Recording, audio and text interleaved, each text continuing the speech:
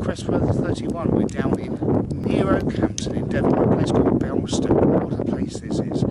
As you can see, and I'm sure Janice will plan around when I start to talk to you in much more detail in a minute, because you don't look at my face too much. But we've got the Nine Maidens, the Stone Circle. Now, my 18th great-grandfather was here, Sir John H. Fordham, actually. He was born in 1423 in Kelshaw. And he was very much an Arthurian legend guy. So it said many things about this. It's a Bronze Age settlement, but it's much more than that, because St Michael's ley line runs right through these stones. If I stand here, it runs right the way through here, straight through, and runs right the way through, all the way to Bury St Edmunds in Suffolk, which obviously I know very well, and so does my learned friend Janice. So, what an amazing place. There's lots of different things that they said about this. There's the legend that if you run round Widdershins, you run round, I'm not going to do it guys, let's be fair, but if you run round 9 times Widdershins anti-clockwise, you'll be turned to stone. That's one of the legends. The other one that's quite important to note is that, trying not to leave any rubbish here, because there's a curse, a hex on this place. So to protect it, that anyone who dare interfere with the stones will therefore shall be cursed. So I think sometimes you need to listen to those sort of things, really, and take them on board, because they're obviously not a good thing. So I mean, the stones, that's probably why they're here, and you can see there's no rubbish around. People are quite considerate. I think that's the best way to be, but it's got a really good feel about it. Now what you can see here, again from the King Arthur point of view, they'll tell you that things are sort of down in Tintagel, but that's not always strictly true. For example, there's talk that this is the burial chamber of King Arthur himself, and where the remnants or the remains of the Round Table are thus hidden below the depths of the land.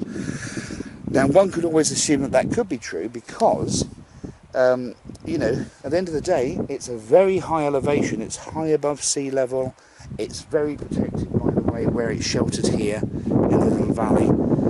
It's got all the right boxes ticked, so it could actually be for that reason. I think they call it the Nine Maidens, the Stone Circle. Well, let's just take that on board for a moment, because the 9th in sacred geometry of Ninasian sort of grammar and language is the hidden one. So that's what that means. So when we look at the number 9 and how significant, I mean, there's things like the 9th gate, you know, the 9 stones, the 9 maidens, the 9 ships, the 9 battles. It's all about being the hidden one, the secret knowledge, the underlying knowledge of craft in its way. But you know, you believe what you may. But there's certainly some research there to be done, that's for sure.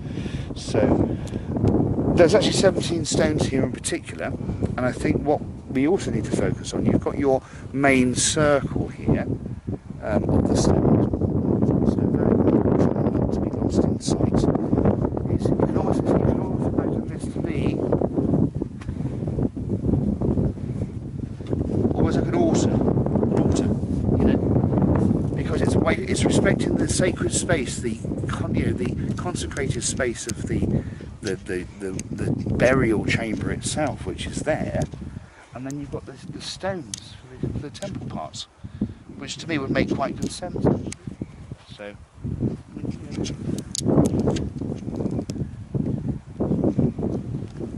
I think this is what it's really about. And you know, you could come here and you might feel nothing, you can come here and you might feel something, who knows, but either way, just come here, have a look, appreciate it, if not the beauty of the area as well.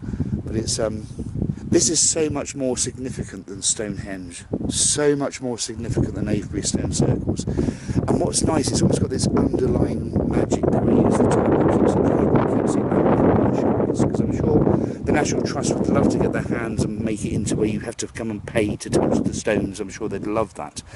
But, you know, at the end of the day, it's a beautiful place. Respect it. Think of King Arthur, think of Lancelot de Sposony, think of the Fordham line most importantly. Yeah, just very, very, very touching, very nice.